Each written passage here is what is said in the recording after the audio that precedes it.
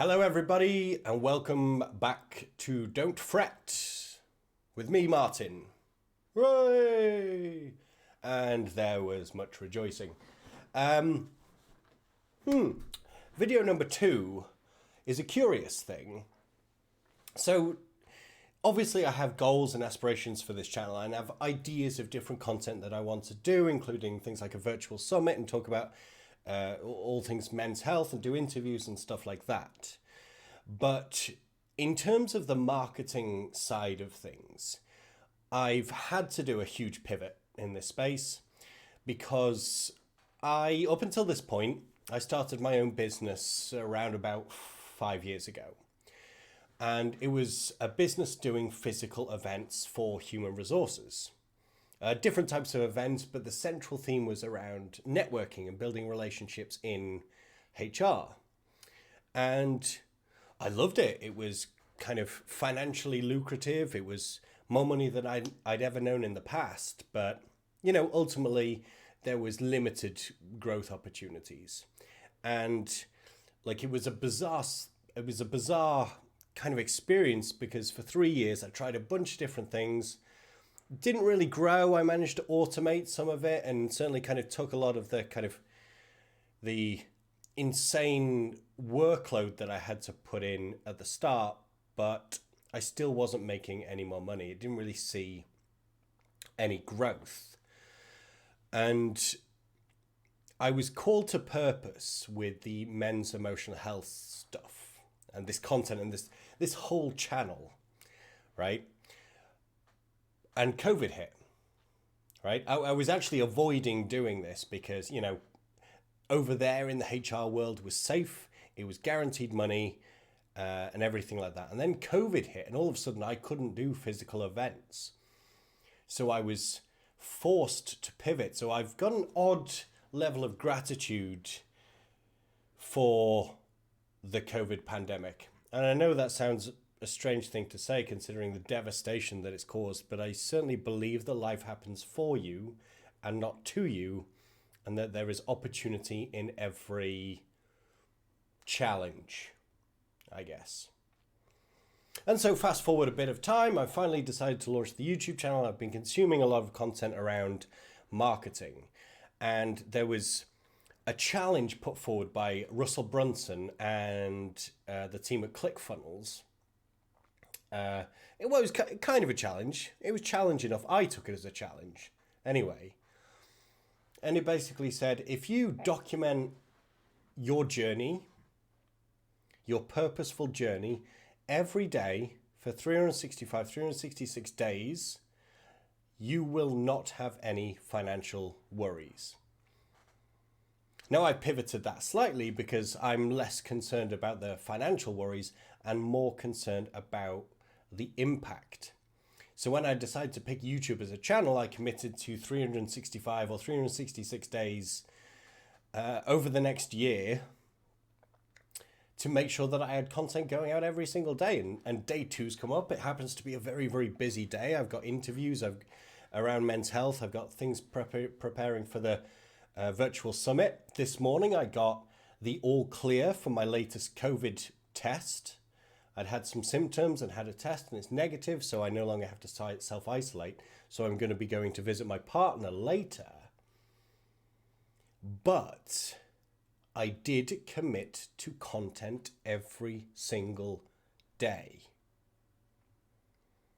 And I have no idea what the purpose of this video is. This is a stream of consciousness. Consciousness? I'm going to go with consciousness. A stream of consciousness. So I literally flicked on the video and have just started talking with no aim or no purpose. And I realized that, the video that I did yesterday around fear and procrastination, sometimes we really have this kind of obsession with getting everything ready before we hit the go button. Making sure that we have all of the notes and the script. If we're going to do a video, do we need a script? Do we need to test lighting? Do we need to kind of do some dry runs?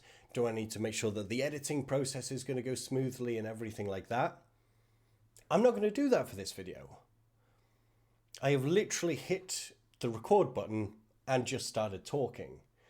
And what I've realized over time is that that idea of preparation can be useful. And I certainly never would say don't prepare or prep in any way, shape or form.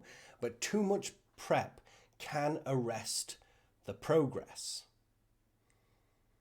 I remember that I used to, when I first started doing any video work, right, I would kind of have this setup with lights and camera and scripts and what's it called, where the words come out in front of you so you can read them and you're not doing it off the hook. You know, that thing that newsreaders use. It's a thing. It's definitely a thing.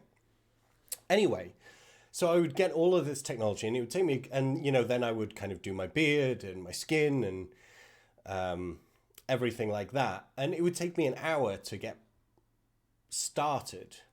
It would take me longer than that to write the script and everything like that. And by the time I actually got started, I was so in my head about what I was going to say. The mistake, like, it was not natural. There were mistakes and it would take hours upon hours to do a 5-minute video. And then I discovered something awesome, thanks to my coach back then, Trevor Turnbull, that put forward the Passionate Rant Challenge. So if there's anybody that's nervous about kind of recording videos, I strongly recommend the Passionate Rant Challenge. And what the challenge is click go on the camera, click record on the camera, and within a 3-minute time period, you have to have a passionate rant about something that truly matters to you. Because chances are, if it matters to you, you know tons about it. Right? And you might have like frustrations in that space, or you might have questions and things that you're exploring, things that kind of really invoke that level of passion in you that have given you that interest in the topic in the first place. And talk about it for 3 minutes. No editing, no preparation, no script. Don't even write notes. Just literally click the camera. Nobody's going to see it if you don't want to share it. You know, if you want to share it, that's absolutely amazing. Share it with me if you want. I would love to see it. Put the link in your comments. You know, upload it into a Dropbox. Put the link in the comments. I can't think of a safe way of doing it, so just do that. Right? Connect with me on LinkedIn and send it to me there if you want, or Facebook. But if you just do it for yourself and watch it back, you will be amazed with what can come out if you just let your passion take over. And that's what this has come from, is doing the Passionate Rant Challenge several times. And I'm by far and away nowhere near the finished article, but I'm certainly better than I was. And then if you feel really, really comfortable, do share it. If you're like, holy crap, this actually worked, then share it, because actually sharing it with other people is the next hurdle. It's the next fear hurdle. So if you just share it with friends, share it with family, hell, just put it on your social media. Just see what happens. You could take it down again. Just don't be offensive, right? Don't be a dick and you'll be fine. Hit the record button, do a Passionate Rant Challenge, and I look forward to potentially seeing what you might come up with. I'll see you in the next video.